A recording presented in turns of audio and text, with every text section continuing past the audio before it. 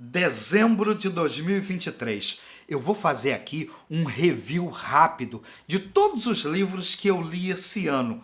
Ao todo, foram 17 obras. E eu organizei aqui esses livros em duas pilhas, porque, de fato, o meu foco de leitura em 2023 foi em duas grandes temáticas. No primeiro semestre, eu quis entender como o movimento pentecostal cresceu no mundo ao ponto de mitigar, de diminuir o movimento reformado.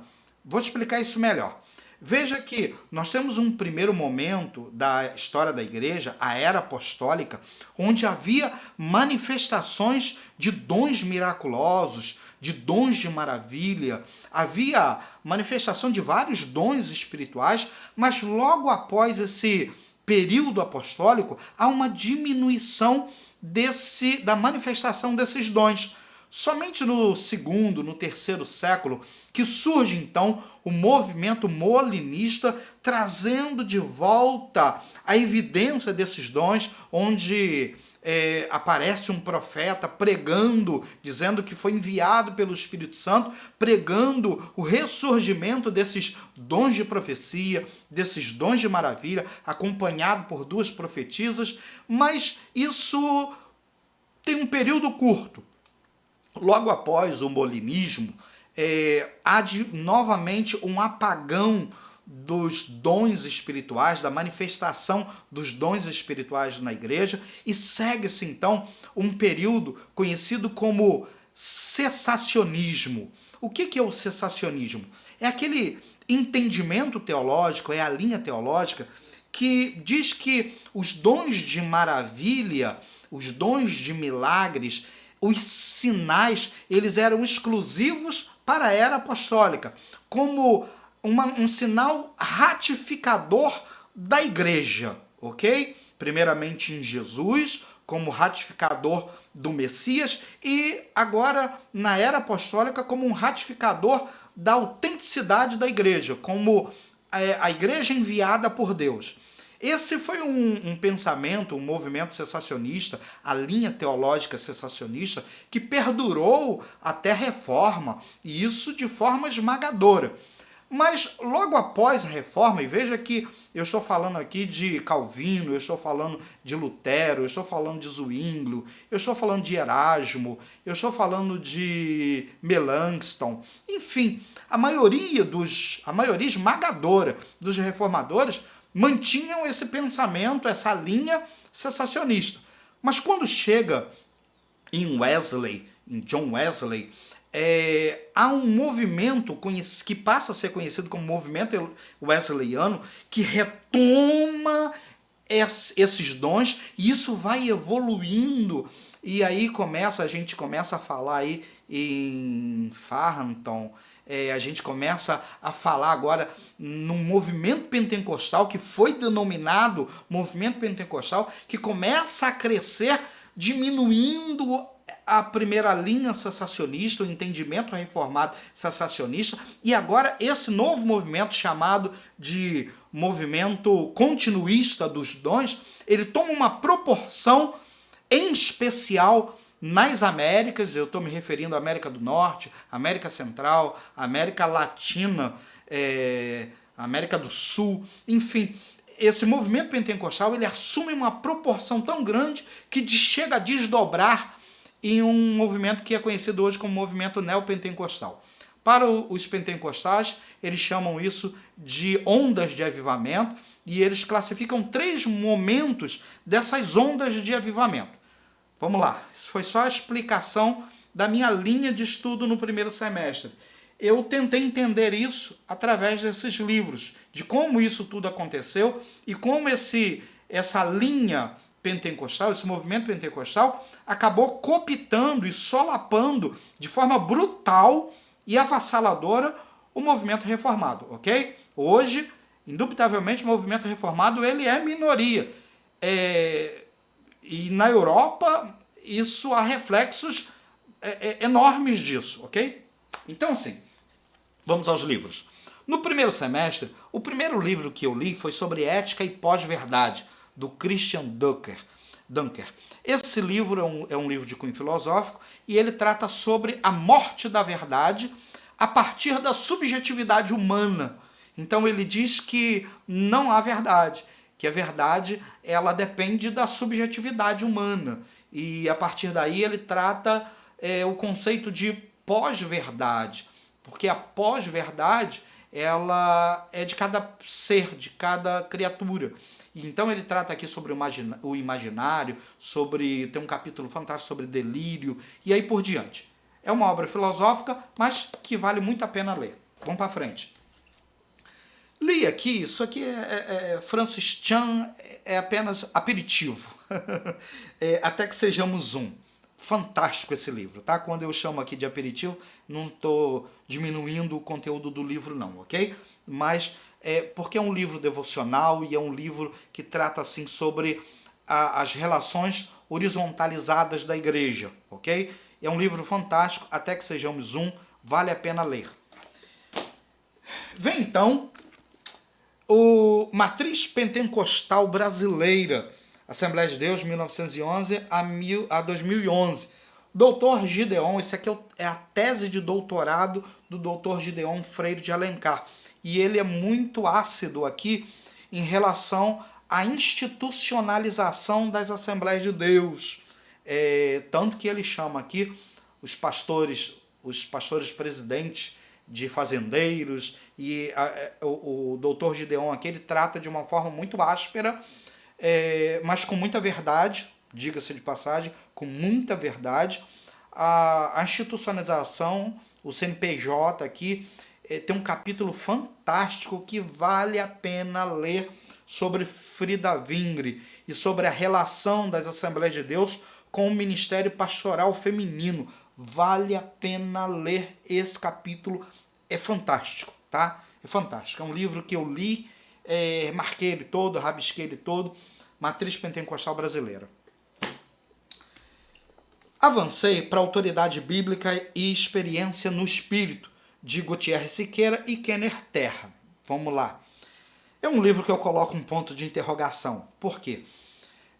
Humildemente eu preciso ler esse livro novamente para eu conseguir entender e chegar à altura do entendimento do Kenner Terra sobre pressupostos da teologia pentecostal.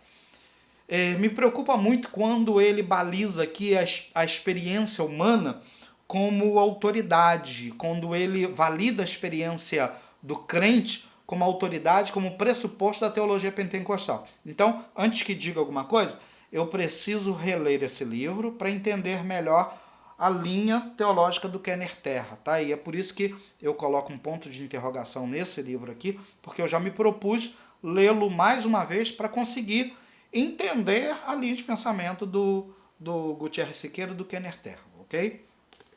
Vamos para frente. Outro aperitivo.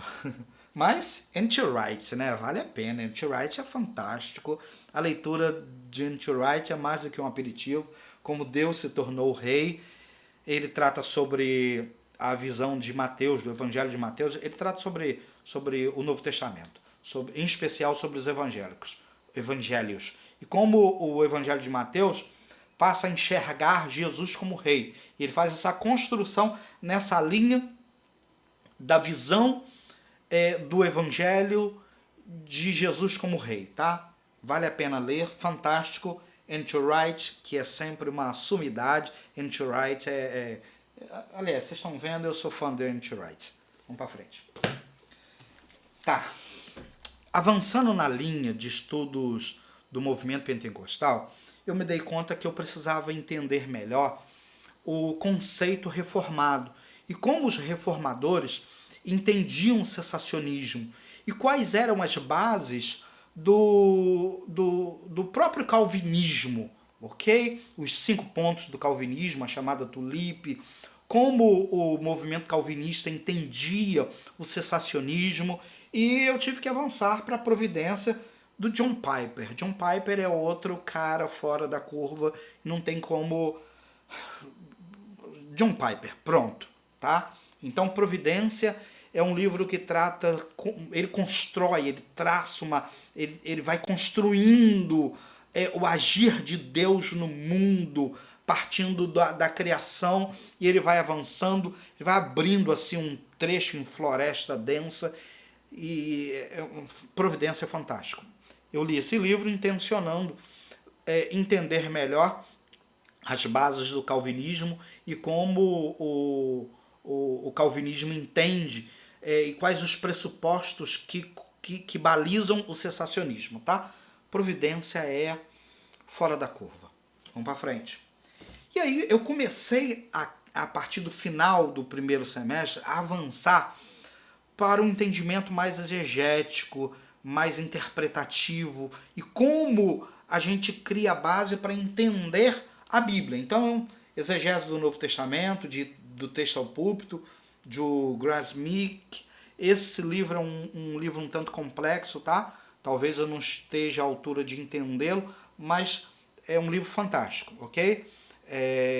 Exegese do Novo Testamento. Eu só não gostei num ponto desse livro porque ele se subdivide em muitos subtópicos, quase que infinitamente, ok? Eu gosto de livro que compõe mais uma linha reta de pensamento, tá? Mas não estou dizendo que o livro é ruim, não. Não me entenda mal. Fantástico. Vamos para frente. Clássico, né? Gordon Fee e Douglas Stuart, Entendes o que lês. Isso aqui é clássico, mais do que clássico. É um guia para entender a Bíblia.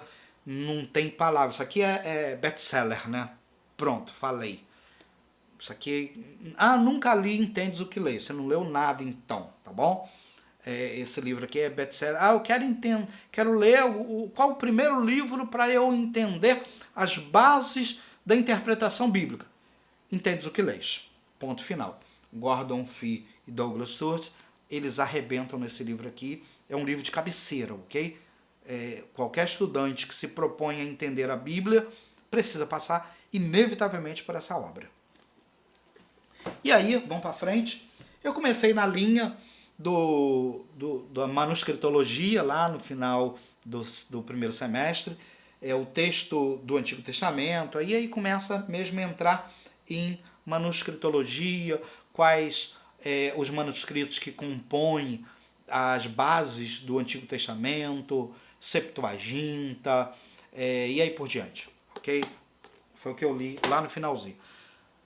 Fechei o primeiro semestre e avancei para o segundo semestre. No segundo semestre, eu dei sequência, porque é irmão, né? Vocês vejam que é irmão, ó. O texto do Antigo Testamento, e eu avancei para o texto do Novo Testamento. E aí a gente entra nas bases dos manuscritos que compõem o Novo Testamento. E aí eu estou falando da Bíblia Stuttgartense. Vamos voltar um pouquinho, né? A gente está falando de Erasmo lá, a gente está falando lá do Novo Testamento grego de Erasmo, a gente está falando aí do texto Receptus, tudo isso você vai entender aqui dentro, tá?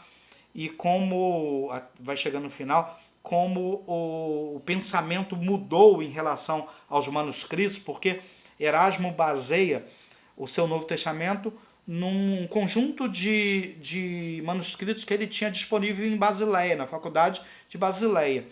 Mas depois, 1957, 1960 e 47, aliás, a descoberta de dois grandes manuscritos, que é o manuscrito sinaítico e o sinaítico, eu esqueci o nome do outro agora, tá? Daqui a pouco eu lembro.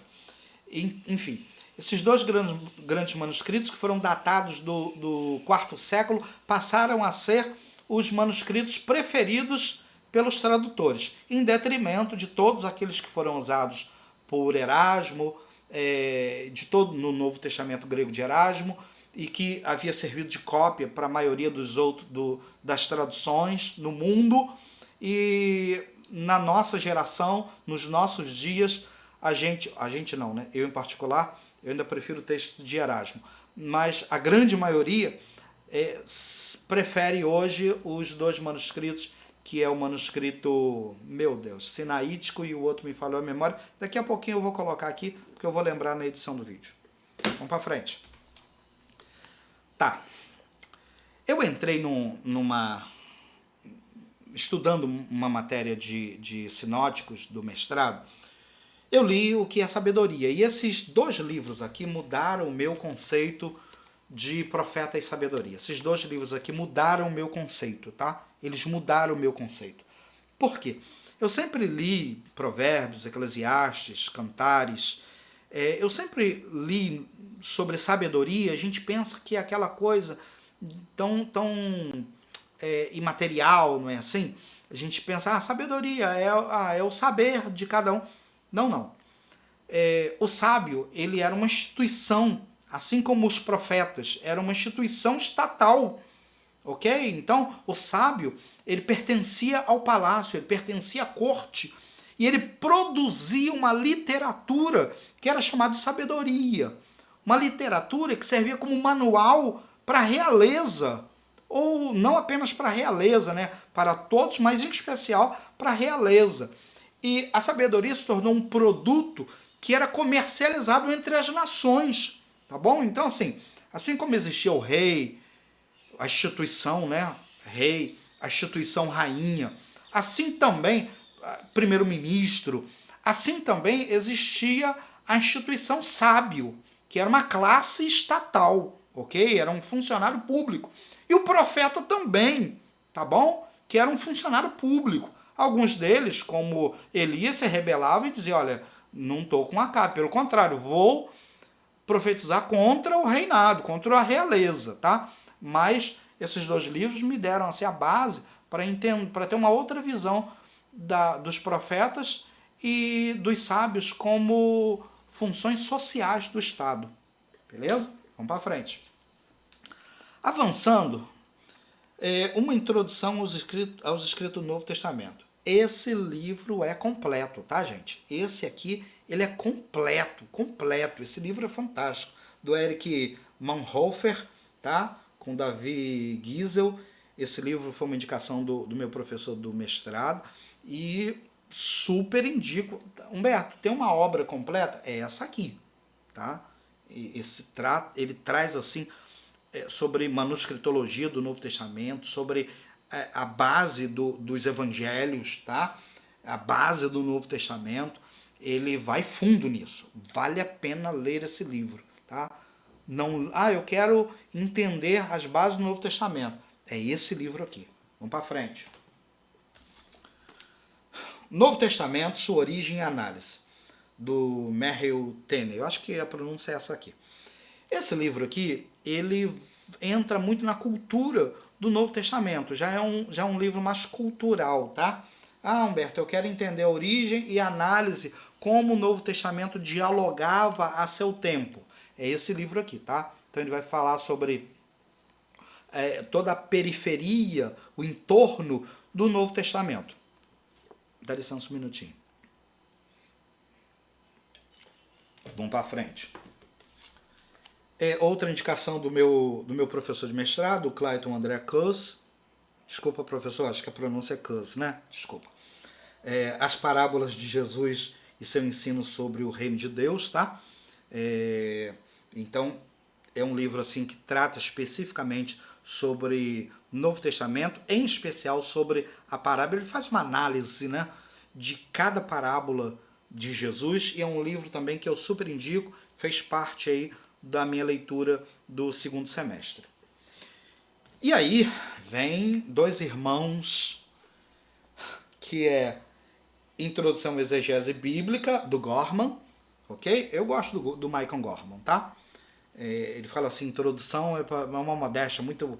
O Gorman, ele é modesto quando ele chama isso aqui de introdução. Esse aqui, então, quando o William Klein e o Blomberg chamam isso aqui de introdução, ele tá de brincadeira com a nossa cara, tá?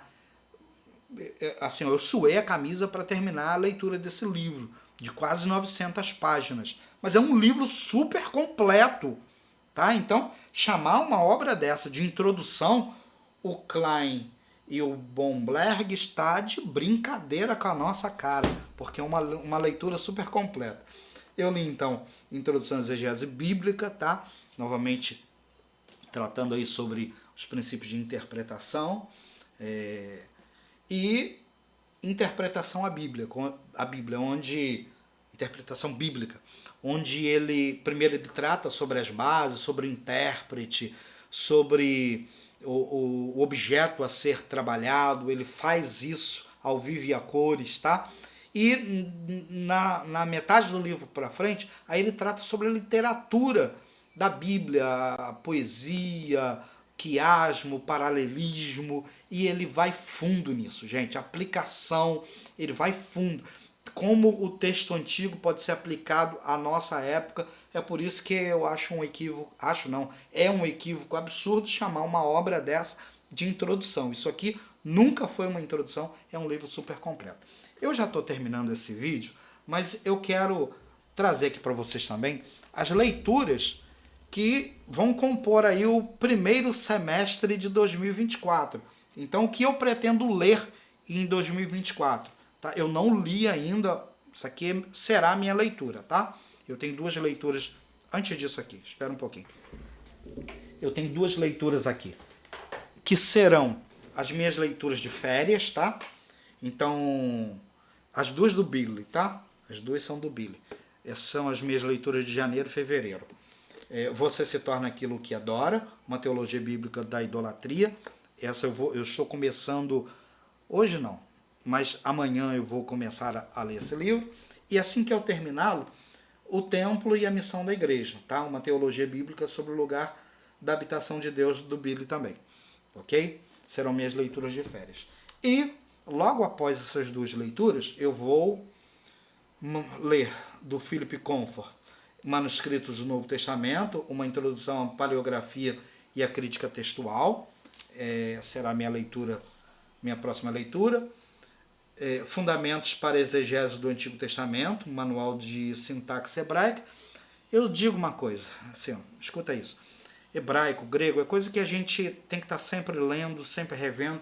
Então, você me permite mais uma vez, isso aqui é tira-gosto, né? Até pelo tamanho do livro, é tira-gosto. São aquelas leituras intermediárias para aquilo que a gente está... Porque ler o texto bíblico e interpretar o texto bíblico é coisa que a gente faz semanalmente, é coisa do nosso dia a dia. Então, são leituras entre leituras oficiais. Essa aqui é outra também, né? Fundamentos para a exegese do Novo Testamento. Novamente aí manual de sintaxe grega, tá? Uma é hebraica, obviamente, né, Antigo Testamento, e a outra é grega, tá? Então são leituras entre leituras. E aí eu tô assim ansioso para ler essa obra aqui, tá? Porque é uma obra da metodologia crítica. E eu tenho ressalvas à metodologia crítica, mas eu quero entender bem o pensamento do Wayne Wagner, tá? Ele é professor da Este. Eu não li essa obra, eu estou desejoso, mas ela vai esperar para a minha sequência de leituras, ok?